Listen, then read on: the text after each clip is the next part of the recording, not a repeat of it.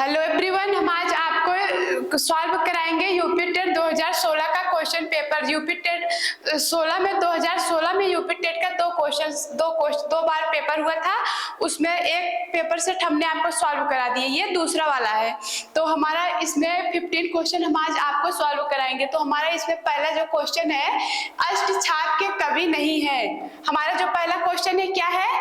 अष्टछाप के कवि नहीं है। अष्टछाप मतलब भक्ति काल शाखा में, भक्ति काल में आठ कवियों का अपना एक ग्रुप था। तो उसमें कि इसमें पूछा गया कि इनका मतलब ये एक ही जगह रहते थे, जैसे होता ना, इनको 8 कवि थे जिनको कि अष्ट शाख का मतलब वो उपाधि प्राप्त हुआ था। तो इसमें आपको दिया गया है कि तो इसमें कौन से कवि ऐसे हैं इन चारों में जो कि अष्टछाप के कवि नहीं है? तो परमानंद दास, कृष्णदास और नंददास, ये अष्टछाप के कवि है। और इसमें एक और थे सूरदास। सूरदास ये अष्टछाप के कवि है। ये वल्लभाचार्य के शिष्य थे, वल्लभाचार्य के शिष्य थे। और 4 कवि थे, ये गोस्वामी विट्ठल जी के शिष्य थे। उसमें कौन कौन से थे? क्षितिरदास,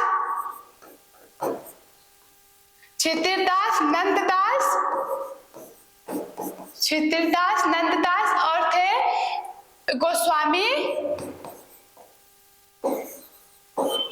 और एक और कवि थे। तो इस प्रकार से इसने पूछा कि अष्टछाप के कवि नहीं है। तो परमानंद दास, कृष्णदास, नंददास, सूरदास और गोस्वामी दास, क्षितिरदास, नंददास, गोस्वामी। तो इसमें ये 8 जो कवि हैं ये अष्टछाप के कवि हैं। तो इसमें से जो नाभादास हैं यही अष्टछाप के कवि नहीं है। तो नाभादास राम भक्ति काल के कवि थे। राम भक्त शाखा के कवि थे नाभादास। तो इन्होंने भक्तमाल नामक रचना की थी। तो ये कौन से राम युग के कवि थे? तो नाभादास ने भक्तमाल नामक काव्य ग्रंथ की रचना की थी। तो इसमें सही ऑप्शन कौन सा होगा कि अष्टछाप के कवि नहीं है? कौन नहीं है? नाभादास। तो हमारा सही ऑप्शन क्या होगा? पहला, नाभादास। अब अगला क्वेश्चन, दूसरा वाला, जो वाणी द्वारा व्यक्त ना किया जा सके, ये कौन सा, कहां से रिलेटेड है? एक वाक्य मतलब कि इसको हम एक शब्द में क्या बोलेंगे? तो जो वाणी द्वारा व्यक्त ना किया जा सके, तो इसको क्या बोलेंगे? आत्म साक्षात्कार। तो आत्म साक्षात्कार का मतलब होता है आत्म मतलब स्वयं, साक्षात्कार मतलब समझना, जानना, खुद को जानना, समझना। ये सब किस में आएगा? आत्म साक्षात्कार में। तो हमारा दूसरा है स्वानुभूति। स्वानुभूति मतलब फिर स्वानुभूति का मतलब जो आप खुद अनुभूत करें, स्वयं अनुभूत करें। यहाँ से देखिए, स्वान मतलब स्वयं, अनुभूत मतलब जो आप स्वयं अनुभूत कर रहे हैं। फिर आता है रहस्य, ऐसी बातें जो छुपी हो, रहस्य में हो, रहस्यमयी बातें होती है ना। तो ये हो गया। तो पूछा क्या? जो वाणी द्वारा व्यक्त किया ना जा सके, तो क्या होगा? अनिर्वाचनीय। अनिर्वाचनीय मतलब यह अनिर्वाचनीय, वाचनीय है, समझिए, मतलब जिसको हम बोल के व्यक्त ना कर सके। तो इसका सही ऑप्शन कौन सा सही होगा? दूसरा वाला, अनिर्वाचनीय। अगला क्वेश्चन हम देखेंगे, तीसरा, आचरण की सभ्यता किसका निबंध है? तीसरा जो हमारा क्वेश्चन है क्या है? आचरण की सभ्यता किसका निबंध है? तो महावीर प्रसाद द्विवेदी का नहीं है।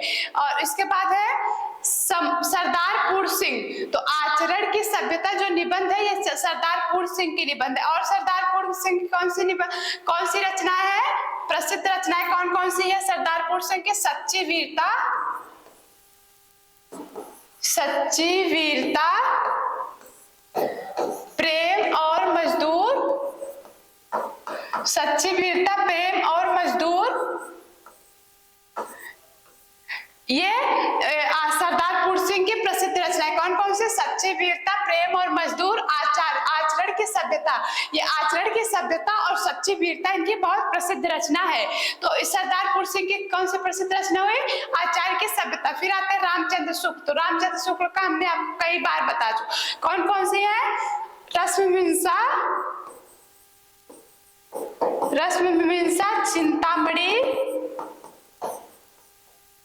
रश्मिमीमांसा, चिंतामणि, वीथी,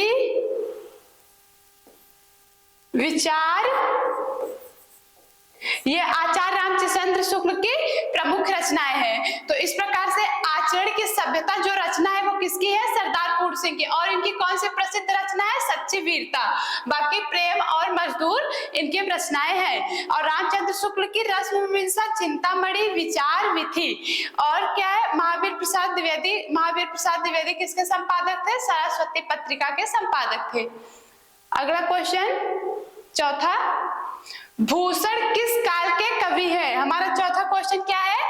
भूषण किस काल के कवि हैं? तो इसमें है वीर गाथा काल। वीर गाथा काल का मतलब ये किसका नाम है? आदिकाल। आदिकाल को बहुत से नाम से जाना जाता था, तो इसमें वीर गाथा काल भी है ना। तो आदिकाल का दूसरा नाम क्या है? वीर गाथा काल। तो जो भूषण थे वो वीर गाथा काल के कवि नहीं थे। वीर गाथा काल कवि मतलब आदिकाल कवि। आदिकाल के कवियों में कौन कौन थे? दलपत विजय, दलपति विजय, जगनिक, दलपत विजय, जगनिक, और ये चंद्रबरदाई, ये सब जो थे ये बरदाई।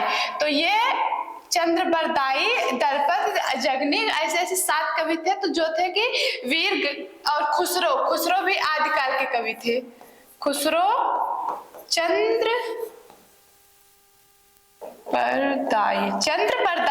तो ये सब आदिकाल के कवि थे। तो पूछा क्या? भूषण। फिर भक्ति काल के कवि, भक्ति काल के कवि में कौन कौन थे? सूरदास, तुलसीदास, रैदास, मीराबाई, ये सब आप लोग देखिए इनके नाम से स्पष्ट है। सूरदास जी कृष्ण के बारे में, तुलसीदास जी राम के बारे में, रैदास मतलब बातें है, विचार अपना देते थे। फिर मीराबाई श्री कृष्ण के बारे में। तो ये सब भक्ति काल की कवि है। फिर इसमें लेकिन पूछा किसका है? भूषण जी का। फिर देखिए यहाँ पे वीर गाथा काल, आदिकाल दोनों दिया। तो आदिकाल और वीर गाथा काल एक ही है। तो इसके कवि कौन कौन से? ये सब है। तो बचता क्या है हमारा? रीतकाल। अब आप रीतकाल के प्रमुख कवि कौन थे? ये भूषण। भूषण जो थे ये रीतकाल के ही कवि थे। तो भूषण किस काल के कवि हुए? रीतकाल के। और भूषण की प्रमुख विशेषता क्या थी? रीतकाल में जो जितने भी कवि थे वो सब प्रेम के बारे में ज्यादा लिखते थे। लेकिन जो भूषण थे इन्होंने अपने आप को सबसे अलग रखा। तो इन्होंने वीर रस को उठाया, मतलब वीर रस के बारे में रचनाएं की। तो इस प्रकार से ये सबसे अलग हुए। तो ये जो भूषण है इनकी, यही भूषण किस काल के कवि थे? रीतकाल के कवि थे। और इनके प्रमुख कौन से? वीर रस पे इन्होंने रचना की है, वीर रस पे। लेकिन जो रीतकाल था इसमें सभी अन्य जो कवि थे वो किस पे रचना करते थे? प्रेम पे ज्यादा जोर दिया था। और रीतकाल के प्रमुख कवि कौन कौन है? बिहारी लाल। कौन है? बिहारी लाल। तो जो भूषण है वो किस रीतकाल के कवि है। अगला क्वेश्चन,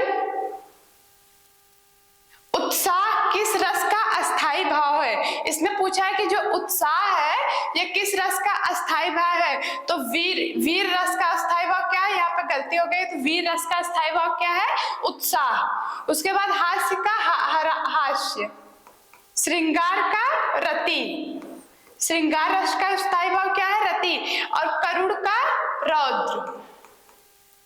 तो पूछा क्या है कि उत्साह किस रस का अस्थाई भाव है? तो ऐसे यही दोनों ज्यादातर क्वेश्चन पूछे जाते हैं क्योंकि ये दोनों मिलते जुलते हैं। बाकी हास्य का आप देखेंगे तो हास्य, और श्रृंगार का जनरली सबको याद ही हो गया रति। भयानक रस, भयानक का भय होता है।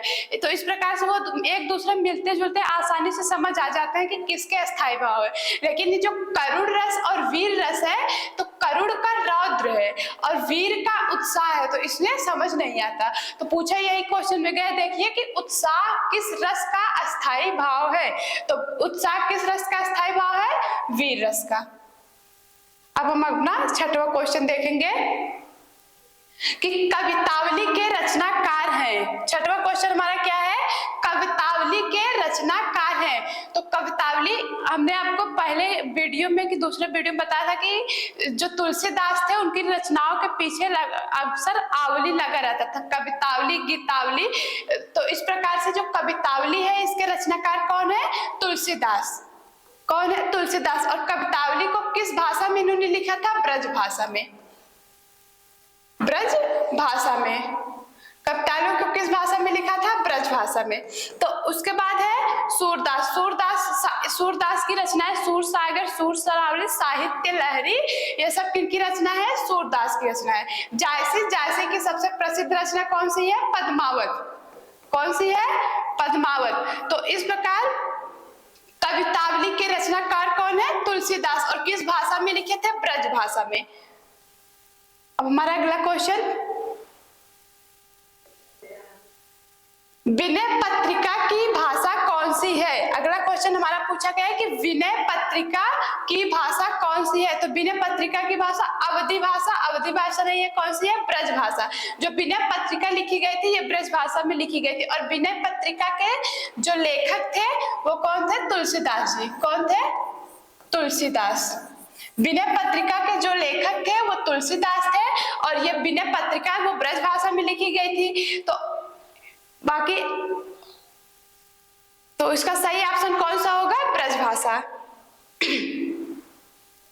8वां क्वेश्चन देखिए, ट वर्ग में किस प्रकार के व्यंजन आते हैं?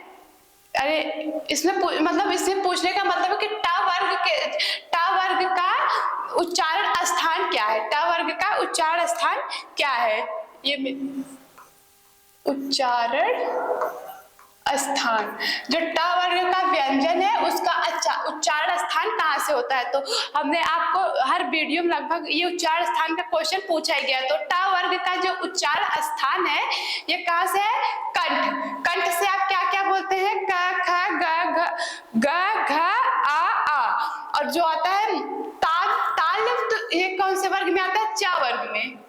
च वर्ग में च छ ज झ और स, बड़ा वाला स। बड़ा वाला सा भी किससे बोलते हैं? तालु से। फिर आता है दंत। दंत से कौन सा वर्ग आता है? त वर्ग।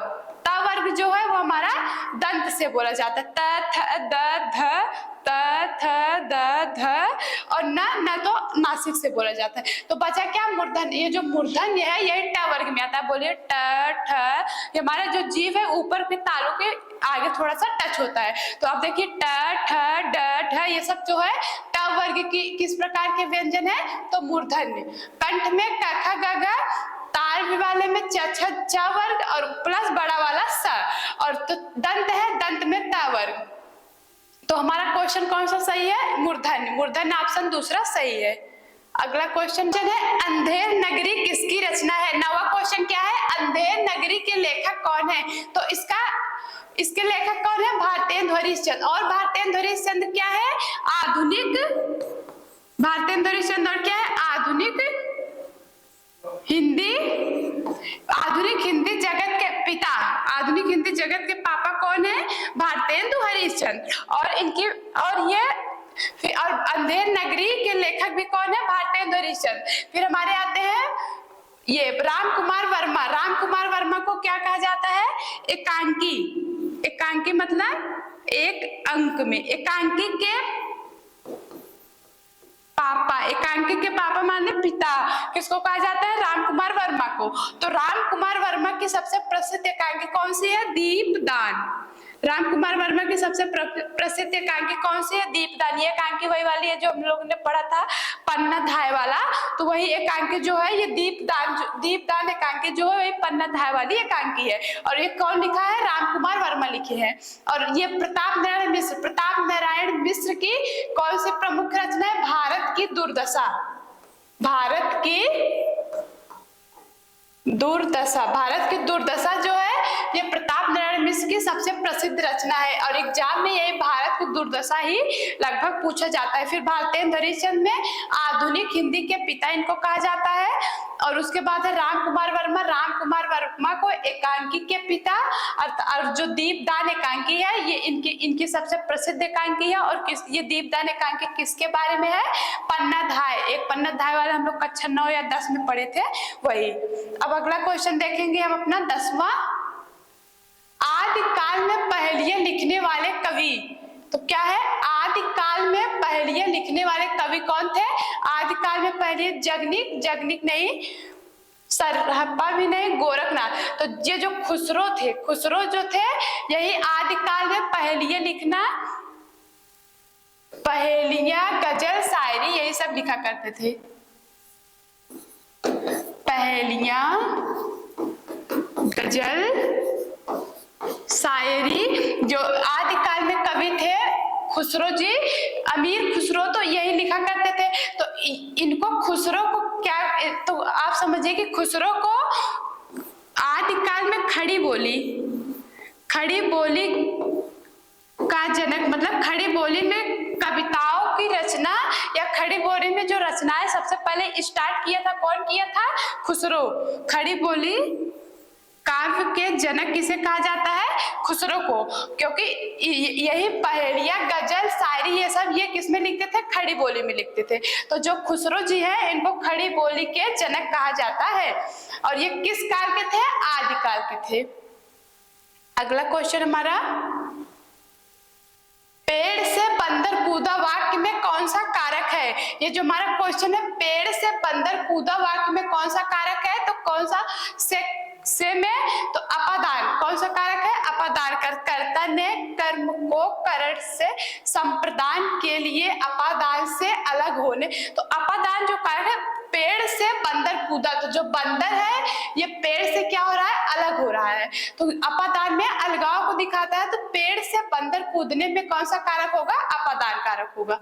तो ये जो कारक का है इसमें 8 कारक होते हैं। 8 कारक को हम कैसे पहचानेंगे, इसके लिए हम आपको एक वीडियो बनाएंगे। तो उसमें आपको डिटेल बताएंगे कि अगर अपादान कारक है तो कैसे, फिर संप्रदान, कर्म, करण, ये सब संबोधन, 8 कारक को आपको हम डिटेल में बताएंगे। लेकिन इस क्वेश्चन में जो दिया है पेड़ से बंदर कूदा, तो से अलगाव, मतलब पेड़ से बंदर कूदेगा तो पेड़ से अलग होगा, तो अलगाव में क्या हो जाएगा? अपादान कारक।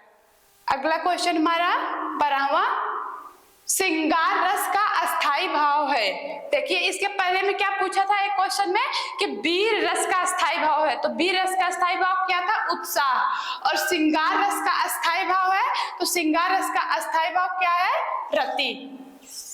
रति जो है ये श्रृंगार रस का अस्थाई भाव है। और श्रृंगार रस में किसका वर्णन होता है? नायक एवं नायिका, अर्थात प्रेमी अथवा प्रेमिका का। तो जितनी भी मूवी ये सब आती है वो सब किस पे होती है? श्रृंगार रस पे। लगभग नहीं, लेकिन जिसमें लव स्टोरी रहती है वो किसमें आ जाती है? श्रृंगार रस में। और इसका अस्थाई भाव, मतलब अस्थाई भाव का मतलब कि आप उस चीज को देख रहे हैं तो आपके अंदर एकदम स्थिर जो भावना उत्पन्न होती है। स्थिर मतलब कि पूरी मूवी आप देखें कोई है तो उसमें आपको जो एकदम से निचोड़ निकलता है, आपके मन में जो भावनाएं बनती हैं स्थिर रूप से, वही क्या हो जाती है? अस्थाई भाव। तो श्रृंगार रस जो है उसका अस्थाई भाव जो है किससे है? रति। तो ये रति कहाँ से रिलेटेड है? कामदेव और रति, यही से रिलेटेड। ये रति जो अस्थाई भाव लिया गया ये कहाँ से रिलेटेड लिया गया? कामदेव और रति से, क्योंकि ये दोनों इसी के क्या थे? देवता थे। तो श्रृंगार रस के जो अस्थाई भाव क्या है? रति है। अब यहाँ हास, हास का क्या है? हास। हास्य मतलब जिसको देखने पर आपको हंसी आ जाए, ये सब ऐसा रंग रूप या वेशभूषा या कुछ भी आप देखें, कोई भी ऑब्जेक्ट जिससे आपको आ जाए हंसी, तो ये क्या हो जाए? उसका अस्थाई भाव क्या होता है? हास्य होता है। फिर आता है क्रोध। क्रोध का अस्थाई भाव रौद्र, रौद्र। और उसके बाद है उत्साह। उत्साह किसका अस्थाई भाव है? वीर रस का।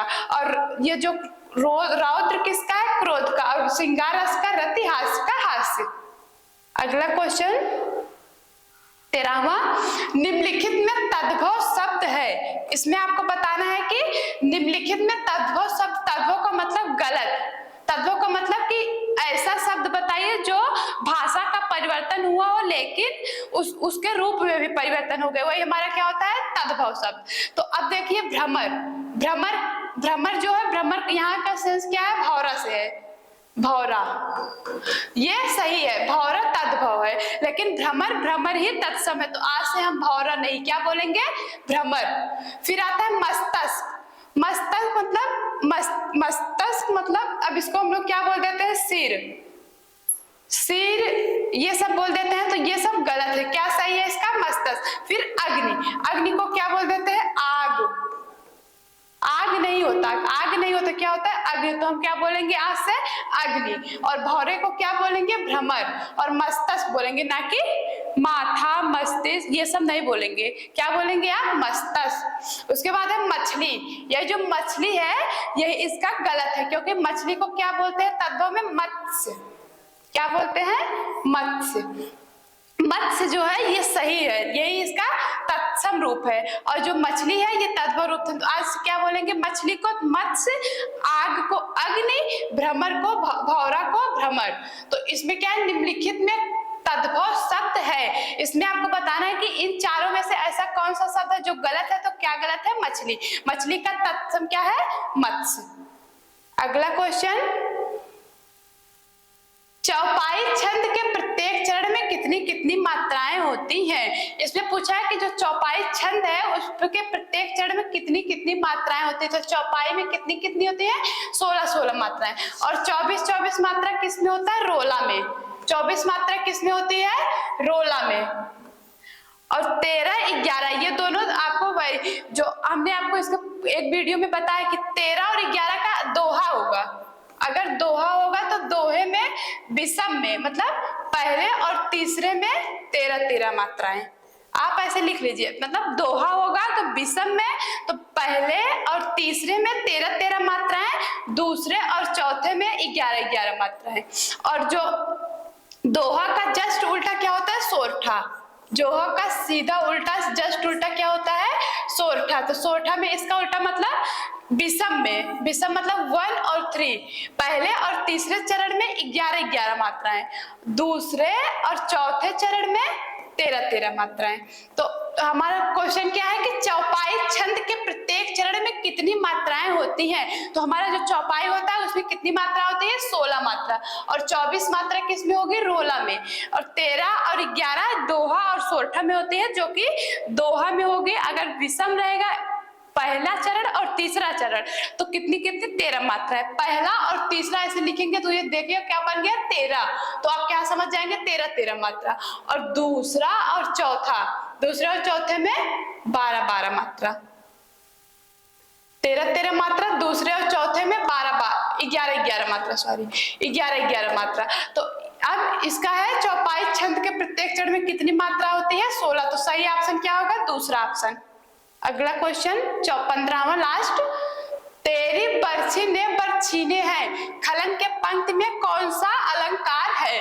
काव्य की शोभा बनाने वाले को क्या कहते हैं अलंकार। तो तेरी बरछी ने बरछीने हैं, तो अब यहां से देखिए आप रूपक अलंकार, रूपक अलंकार नहीं है क्योंकि इसमें उपमेय का विरोधाभास नहीं किया जा रहा है।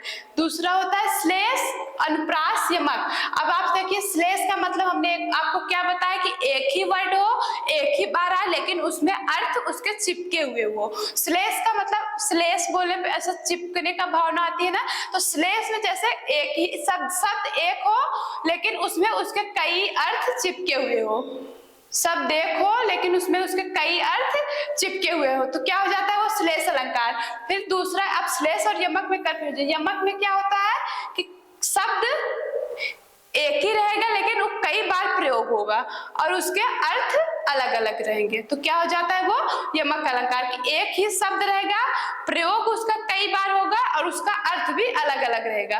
और लेकिन जो श्लेष होता है उसमें एक ही शब्द एक ही बार प्रयोग हो लेकिन उसका अर्थ अलग रहेगा। और अनुप्रास का मतलब जो पहला कोई भी है उसकी पंक्ति में उसके पहला अक्षर कई बार रिपीट हो, जैसे चार चंद्र की चंचल किरणें, तो चार कई बार है तो किसमें आ जाएगा अनुप्रास में। चंदू के चाचा ने चंदू को चाची को चांदनी रात में चम्मच से चटनी चटाई, ये भी किसमें आता है श्लेष अलंकार में। और एक था तो हाँ ये किसमें आ जाएगा अनुप्रास अलंकार में। तो चाचा कई बार है, चार चंद्र की चंचल किरणें, चारू चंद्र की चंचल, तो चा कई बार है तो क्या हो जाएगा अनुप्रास। और ऐसे चंदू के चाचा ने, चंदू के चाचा ने चाची को चांदनी रात में चटनी चटाई, तो इसमें चम्मच से, तो चाचा इसमें हर, देखिए कितनी बार चा है, तो इस प्रकार से क्या हो जाएगा, अनुप्रास अलंकार, यानी किसी भी पंक्ति में आपका जो वर्ड है वो कई बार आ रहा है तो क्या होता है, अनुप्रास अलंकार। फिर आता है यमक अलंकार। तो यमक अलंकार का हमको आपको बता ही दिया कि शब्द कई बार आएंगे और उसका अर्थ भी, शब्द एक ही रहेगा लेकिन वो कई बार आएगा और उसका अर्थ अलग अलग रहेगा। तो अब इसमें देखिए आप, तेरी बरछी ने बर छीने हैं, तो इसमें तेरी बरछी, एक बरछी का मतलब क्या है, इस क्वेश्चन को आप देखिए, हम इरेज कर दे इसको। इसमें देखिए तेरी बरछी ने बर छीने हैं, तो तेरी बरछी ने, एक बरछी का मतलब क्या है, बरछी, बरछी दो बार आ गया, तो एक बरछी का मतलब क्या है, एक बरछी का मतलब औजार, एक औजार होता है ना बरछी, जिससे हम काटाई ये सब का कार्य करते हैं, एक बरछी वो हो गया। और एक बरछी का मतलब वीर पुरुष, एक बरछी का मतलब वीर पुरुष, वीर नहीं वीर होता है, वीर पुरुष। तो एक बरछी, देखिए शब्द इसमें ये दो, ये ने अलग से है, ये एक ही में है, तो ये बरछी, ये बरछी, बरछी शब्द दो बार आया और इसका एक अर्थ, एक बरछी का मतलब औजार से है जिससे हम कटाई ये सब करते हैं। पहले ये पुराने जमाना में, आज से बहुत साल पहले इसका प्रयोग होता था, अब तो कम हो गया। फिर आता है बरछी, तो बरछी में वीर पुरुष, एक बरछी का मतलब वीर पुरुष, तो इन दोनों में क्या है अंतर, तो इस प्रकार से इसका अर्थ अलग, तो इसमें कौन सा अलंकार होगा, यमक अलंकार होगा। तो 2016 का हमारा यूपी टेट का क्वेश्चन पेपर 15 सॉल्व हुआ। अगला 15 क्वेश्चन हम आपको कल सॉल्व कराएंगे।